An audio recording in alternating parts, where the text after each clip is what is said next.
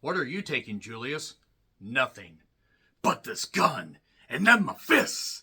Put 'em up, motherfucker. Oh, Julius, you'd lose your head if it wasn't attached. Nevertheless, I'm Charles Rentham with the retro review of Friday the 13th, Part 8. Jason Takes Manhattan. Why he's taking a man with a hat tan, I don't know, of course. Jason Takes Manhattan. One of the worst, but also best goddamn bad slasher movies of all fucking time. Fuck it, forget just the slasher subgenre. One of the greatest bad horror movies of all fucking time. So goddamn 80s. Even the entire decade of the 80s, Human Centipede together said, fucking hell, director Rob Hedden. That's too much, lad. That's too goddamn much. But yes, it was written and directed by Rob Hedden, who had something to do with a show called The Commish, which I've rewatched and has not aged all that well. He also wrote The Condemned, the 2006 or 7 action movie that had Vinnie Jones and Stone Cold Steve Austin in between his wife beatings. I'm not going to forget that, even though Stone Cold Steve Austin is one of the most iconic box office draws and one of the biggest stars of all fucking time, especially of modern times. And he was absolutely ready to beat his way into the goddamn wrestling record books. And also, Rob wrote a movie called Clock Stoppers that came out like 21 years ago. Who remembers that movie? Genuinely, who remembers that? I remember seeing it, and beyond stopping time, they're stopping time. I can't tell you anything about it. I need to rewatch it at some point, assuming that it's on any streaming service that isn't filled to the brim with goddamn viruses. Does anybody remember Clock Stoppers?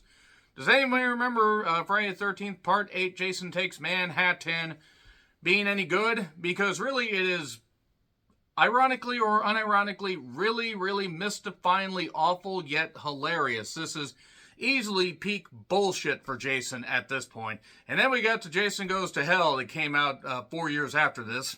Then we got Jason X. I always forget that Jason X happened between Jason Goes to Hell and Freddy vs. Jason. Rey Mysterio was a stunt double for Freddy. No, really. Look it up. It's amazing. So anyway, let's talk about Jason Takes Manhattan. You have Rennie, who's the main lead girl, and she's played by Jensen Daggett, who I believe is 20 at the time of this shooting and is in her mid-50s and looks fucking incredible. Great genetics there. Hope she's doing well. And you have Scott Reeves playing Sean.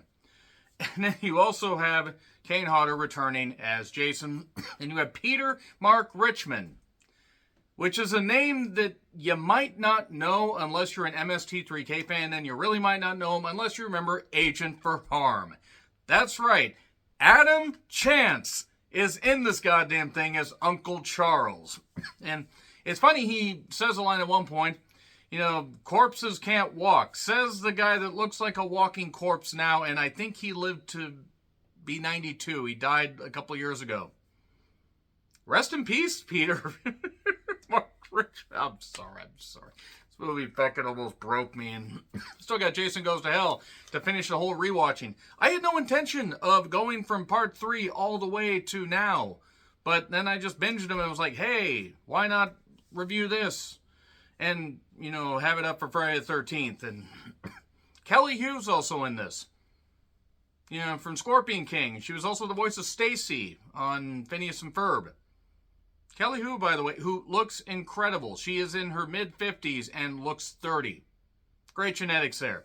There's also an actor named Martin Cummins. I promise you all, I did not react to that name with good taste and maturity. I'm sorry. I hope Mr. Cummins is doing well. I hope he's exploding everywhere. I'm sorry. Respectful, I'm sorry.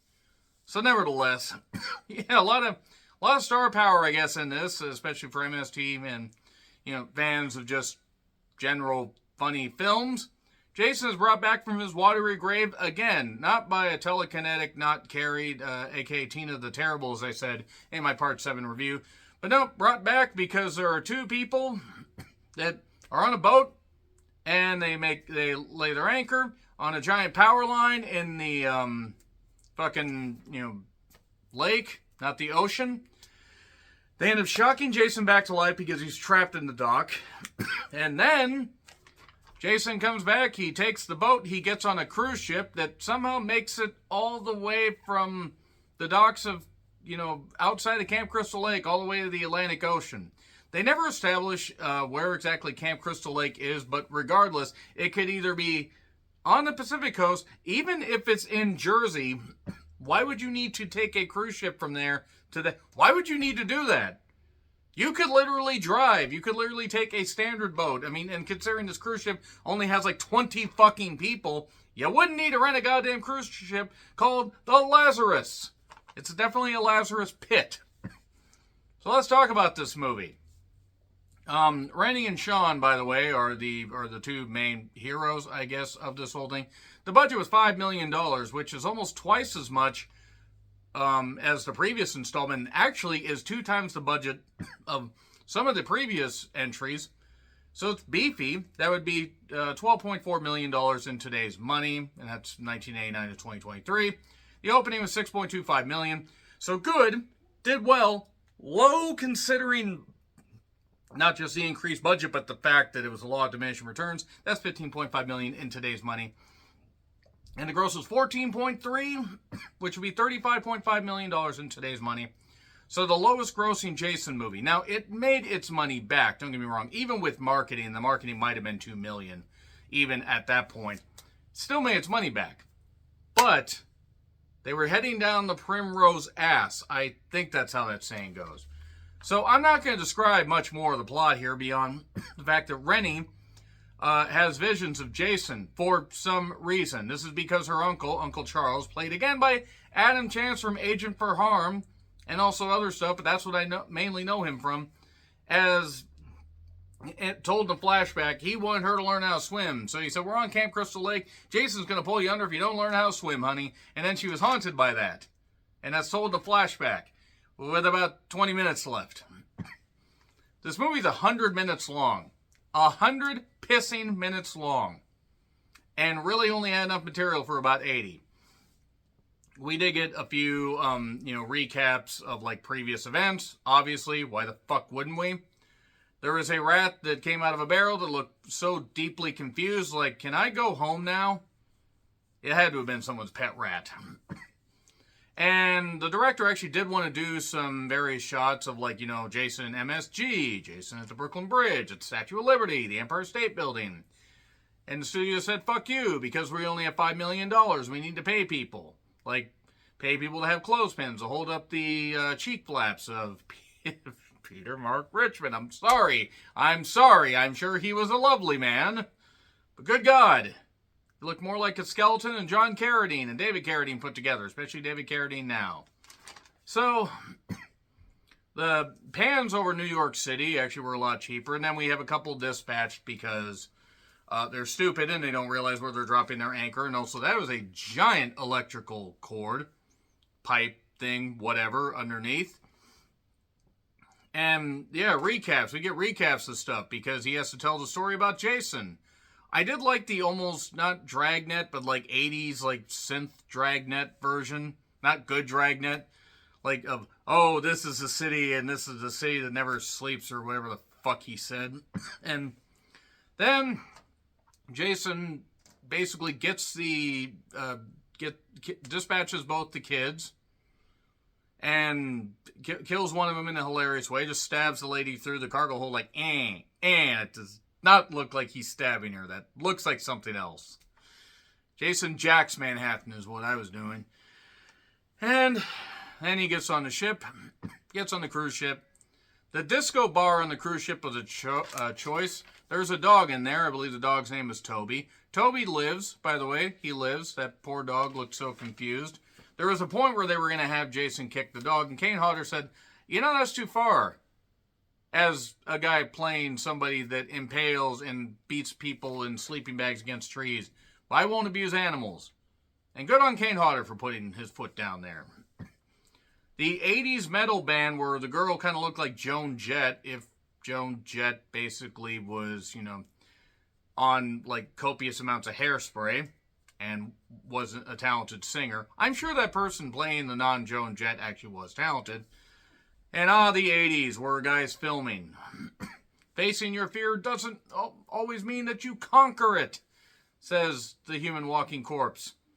And then the not Joan Jekro gets killed by a guitar. And then we have boxing, a boxing match that comes into play eventually. It's kind of hilarious. Kelly Hu's in this, and my God, she was incredible even at 21 years old. I was 8 when this movie came out. Just looking back on it, she has barely aged since the Scorpio King. The Scorpio King, not even the Libra King. The Scorpion King. The one good one. I don't acknowledge the rest of the sequels, even though Batista was in one of them. And then one guy's resting after the boxing match, and then there are these hot rocks, and it's a hard rock life for him, and he burns because Jason says, I will put it in your belly. Ah! And then there's a guy playing the Jed Clampett type on the ship here this time. He says, he's come back and you're all going to die. Baby, come back with your machete. And then a girl gets her robe ripped off, bashed against the goddamn window, the mirror, and then gets stabbed with the mirror shard. She looked good. Yeah, there's some gratuitous nudity, so that was kind of nice, I guess. And then Jason eventually kills people. It does take a bit. See, there was a lot of stuff on this cruise ship. I mean, a lot of stuff. And it wasn't even necessarily a cruise ship. It was a cruise ship in the same sense that the one in Ghost Ship was a cruise ship. We just didn't have any iconic wire cutting thing. Where Emily Browning was in that. And I still don't believe it, even though I retro-viewed it. So, Kelly Hu gets killed on the disco floor. I mean, there are worse ways to go, I guess. And then Julius, who's the lone black guy in this whole thing. So you know he's going to get killed 18th. I think that's how the cliche goes. One guy's filming. He tries to get like this thing where they try to entrap Peter Mark Richmond's character, his teacher character, with a student. And then that doesn't go well because she has the tape, but then she gets killed. And then the filming guy gets killed because he gets his glasses steamed off. And he can't see without his glasses, nor can he do anything good. And he eventually dies, which was kind of hilarious. And then there's not a lot of people left. It's really down to the 4 of them. Jason eventually dispatches everybody on this cruise ship except those 4. And 35 minutes in, I'm not even fucking kidding, 35 minutes in, we get to New York. And there was this one point where they're on this lifeboat, and it's all this fog, this dry ice. I'm like, man, this remake of Lifeboat sucks. So yeah, 35 minutes to go. And that's including the credits. We get to New York. And Jason looks up and sees a billboard with his goddamn hockey mask, and he's confused. And, yeah, these stupid robbers eventually take Rennie. Everybody else does nothing, even though there are a lot more of them, even though one of them is the walking corpse. Well, actually, there's 3 to 2, but still. They take her away to assault her. Jason shows up. And then everybody decides just to split up because, Scoob, you go that way and I'll go home. And then they're going to assault her. They inject her with heroin from a Dirty Neil during the AIDS crisis in the 80s. And the 90s, I assume, is still happening. But Jason ends up puncturing a guy with a needle right through him, and then kills the other guy by beating his head into a pipe, and then gets in a fight with Julius. And it's Julius, going round after round after round, rope-a-dope, and he's being roped, and he's the dope. And David Carradine is even in this. Bop, bop, bop, bop, bop, bop, bop, bop. He should have kept hitting him in the face, despite the fact he's wearing the fucking hockey mask. He somehow wasn't connecting well in the body, but he was connecting well in the face, even though, ow, what am I doing? That's my hand. And then take your best shot, you big motherfucker. Jason, rock'em sock'em robots that motherfucker's head off. It was just hilarious. It was hilarious. I mean, it shouldn't have been, but it was, and his head fell right into a dumpster. That was the peak of goddamn Jason cinema, as far as I'm concerned. And then they find a cop. Then there's the head of one of the, I believe, the criminals in the cop car that somehow the cop didn't notice was in there, and that Jason somehow managed to get in there. And then the cop gets killed. Rennie gets in there and runs into Jason, even though she's having these visions of like him as a boy and Jason reaching through the goddamn window on the cruise ship and doing all this stuff, but she runs him over and then has visions of Uncle Charles taking her to the lake in this, where this fire in this pool of like flammable liquid that I assume is gasoline, could have been the acid that Mark Richmond got dropped in, or Mark Peter Richmond, I mean, whatever the hell name we want to call him. And it was hilarious. It was goddamn hilarious because she's having this vision while there is an almost unstoppable killer right there, but perfect time for a flashback. And then, yeah, Peter Mark Richmond got thrown into the goddamn vat of, like, ooze that the Ninja Turtles apparently couldn't, get away from Shredder. So they just put it in an alleyway. And killed him. Why was it uncovered? Then they manage to get into the subway. They get a worker to help them. The worker gets his head beat in with a wrench. The subway part was actually kind of fun. Just because everybody's looking. They're kind of ignoring, like, weird guy in the subway. What matters? And then they manage to get to this one particular bar area before they find this worker that gets his head beat in with a wrench. Oh, there's this crazy maniac trying to kill us, walking in the walk. Redhead was cute. I hope she's doing well. And they go to the sewers, not right into the Ninja Turtles, possibly right into Leela's parents. And then, after the worker gets the head beat in with a wrench, they manage to outsmart Jason, where simply Rainey just gets a bucket of acid, just happens to be there and says, "Here, Jason, catch!" Okay, ow, I need my face. Not that much of a face.